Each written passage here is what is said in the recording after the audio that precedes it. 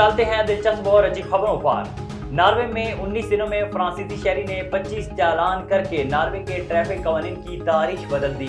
एक माह कबल नॉर्वे पहुंचने वाले एक फ्रांसीसी शख्स ने 19 दिनों में कम अज कम 25 तेज रफ्तारी की खिलाफ वर्जियां कर डाली। काम की तलाश में नॉर्वे आने वाले इस नौजवान को 21 दिन कैद की सजा सुना दी गई।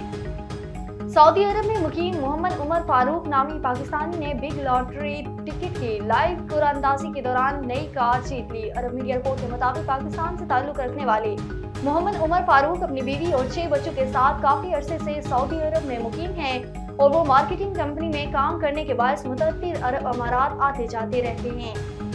रोजे का शरई मानी ये है कि जो शख्स रोजा रखने का ऐद हो वो तुलुए फजर से लेकर गुरूबे आफ्ताब तक इबादत की नीयत से खाने पीने और नफसानी ख्वाहिशात को तर्क कर दे।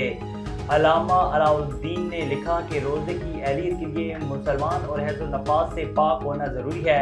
अक्ल, ब्लोग और सेहत रोजे की अहलियत के लिए शर्त नहीं, क्योंकि बच्चा, मजनून और बीमार का रोज़ा भी सही है। रोजे को अरबी ज़बान में सौम कहते हैं। सौम का लुग़वी मैनी रुकने के हैं। शुरू की रूह से सुबह सादिक से लेकर गुरूबे आफ्ताब तक खाने पीने और नफसानी ख्वाहिशात से रुक जाने का नाम रोज़ा है।